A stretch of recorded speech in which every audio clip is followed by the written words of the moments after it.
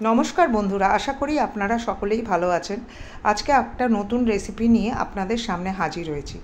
এই রেসিপিটা আমি তাদের জন্যই বানিয়েছি যারা নাকি হেলথ কনসাস, যাদের তেল খাওয়া বারণ বা তেল পছন্দ করেন না, তাদের জন্যই এই রেসিপিটা আমি তৈরি করেছি। রেসিপিটা গরম গরম খেতে খুবই ভালো লাগে। যারা তেল খেতেও পছন্দ করে তাদেরও আশা করি ভালোই লাগবে। তো চলুন রেসিপিটা তৈরি করা যাক। এর জন্য আমি আগের দিন রাতেই ছোলার ডাল ভিজিয়ে রেখেছিলাম 1 কাপের মতো। সেটাকে সকালবেলা উঠে আমি ছাঁকনির সাহায্যে ঝল ঝরানোর জন্য রেখে দিলাম। একটা চপারের মধ্যে আমি কিছুটা পেঁয়াজ, আদা, কাঁচা লঙ্কা এবং কয়েক কোয়া রসুন নিয়ে নিলাম। সবগুলো নিয়ে নেওয়ার পরে এটা ভালো করে আমি চপ করে নিলাম। এগুলো সব চপ হয়ে যাওয়ার পর তার মধ্যে আমি দিয়ে দিলাম ধনেপাতার কুচি। সবগুলো আবার ভালো করে গ্রাইন্ড করে নিলাম, চপ করে নিলাম। এবার একটা গ্রাইন্ডার জারের মধ্যে আমি ওই ভেজানো ছোলার ডালগুলো দরদরে করে পেস্ট করে নিলাম। একদম পেস্ট করলে চলবে না, পালসেস মোটে এটাকে চালাতে হবে এবং যাতে একটু কোর্স থাকে সেই রকমভাবে এটাকে বাটতে হবে। এবার একটা কড়াই গরম করে তার মধ্যে দিয়ে দিলাম আমি 1 টেবিল স্পুন মতো ঘি এবং তার মধ্যে দিয়ে দিলাম আমি জিরে এবং হিং। আর তার মধ্যে দিলাম চপ করে রাখা আদা, রসুন, পেঁয়াজ, লঙ্কার কুচিগুলো ও গ্রাইন্ড করে রাখা ছোলার ডালগুলো। সবগুলো ভালো করে নেড়েচেড়ে তার মধ্যে স্বাদ মতো লবণ, স্বাদ মতন চিনি দিয়ে দিলাম। এখানে আমি কোনো মশলার ব্যবহার করিনি, আপনারা চাইলে এর মধ্যে ফ্লেভার মশলারও ইউজ করতে পারেন। সামান্য দিয়ে দিলাম আমি হলুদ গুঁড়ো। সবগুলো নেড়েচেড়ে ভালো করে সেটাকে পাশে একটা প্লেটের মধ্যে রেখে দিলাম। এবার একটা কড়াইয়ের মধ্যে আমি নিয়ে নিলাম 2 কাপ মতো জল, আর নিয়ে নিলাম পরিমাণ মতো লবণ, নিয়ে নিলাম 2 টিস্পুন মতো ঘি এবং তাতে দিয়ে দিলাম আমি চিলি ফ্লেক্স, সাদা তিল এবং কিছুটা জোয়ান ও ধনেপাতা। সবগুলো ভালো করে গরম করে নিলাম। ফোটার কিছুক্ষণ আগে দিয়ে দিলাম 1 কাপ মতো সুজি। একদম জলটাকে ফোটালে চলবে না, তাহলে সুজিটা গুটলি পেকে যাওয়ার সম্ভাবনা থাকবে এবং খুব তাড়াতাড়ি এটাকে নেড়ে চেড়ে একটা ডোয়ের মতো আকার দিতে হবে।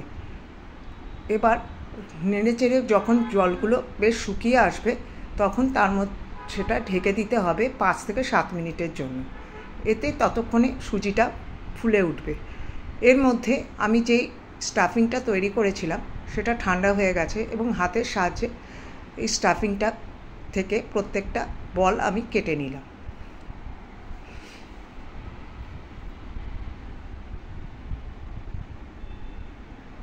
এতক্ষণে সুজিটা বেশ ভালোই ফুলে উঠেছে, এটাকে সাইডে নামিয়ে রাখলাম। দেখুন সমস্ত জল এই সুজি টেনে নিয়েছে। এবার একটা কড়াইয়ের মধ্যে আমি জল নিয়ে সেটাকে স্টিমারের মতো ইউজ করব।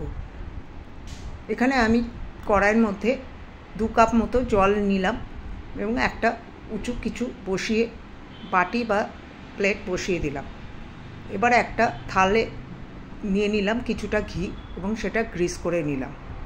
এতক্ষণে সুজিটা বেশ ঠান্ডা হয়ে এসছে, সম্পূর্ণ ঠান্ডা হয়নি।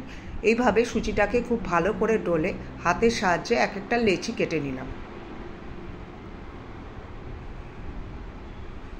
তারপরে এর মধ্যে যে স্টাফিংয়ের বলটা সেটা আমি রাখলাম এবং চারদিক থেকে সুজিটা দিয়ে পেঁচিয়ে দিলাম। এইভাবে পেঁচিয়ে এক একটা কচুরির মতো আকার আমি দিলাম। দেখুন বেশ চেপে চেপে এটা তৈরি করা হচ্ছে যাতে সাইডটা ফেটে না যায়। এইভাবে আমি প্রত্যেকটা কচুরির মতো জিনিস তৈরি করে নেব।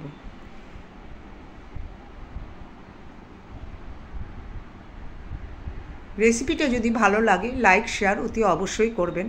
আপনাদের একটা লাইক শেয়ার আমাকে অনেক বেশি উৎসাহ দেয় আগে নতুন কোনো ভিডিও নিয়ে আসার জন্য।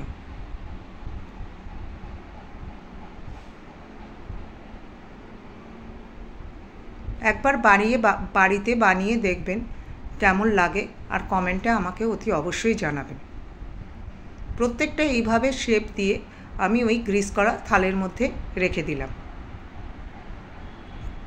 ততক্ষণে আমার কড়াইয়ে জল ফুটতে শুরু করেছে। এবার থালটা সরিয়ে ওই বাটিটার ওপরে আমি এই থালটা বসিয়ে দিলাম এবং ঢেকে দিলাম 5-7 মিনিটের জন্য।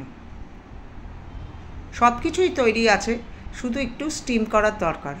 এইবার থালটা তুলে ঠান্ডা হওয়ার জন্য রেখে দিলাম। যতক্ষণ না ঠান্ডা হবে ততক্ষণ এগুলো হাত দিয়ে ধরা যাবে না, তাহলে ভেঙে যেতে পারে।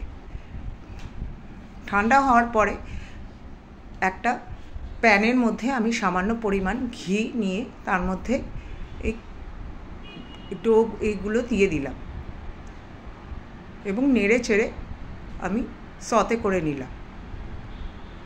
আপনারা যদি চান এই সেদ্ধ অবস্থায় এটা খেতে পারেন বা ডিপ ফ্রাই করেও খেতে পারেন। এখানে আমি শ্যালো ফ্রাই করেছি। এইভাবে প্রত্যেকটা কচুরির মতো জিনিস আমি তৈরি করলাম এবং প্রত্যেকটা ভালো করে তৈরি করে নিলাম। তারপরে সস এবং ধনেপাতার সাহায্যে আমি এটাকে সার্ভ করলাম। রেসিপিটা ভালো লাগলে একটা সাবস্ক্রিপশন অতি অবশ্যই করবেন। দেখা হবে পরের রেসিপিতে।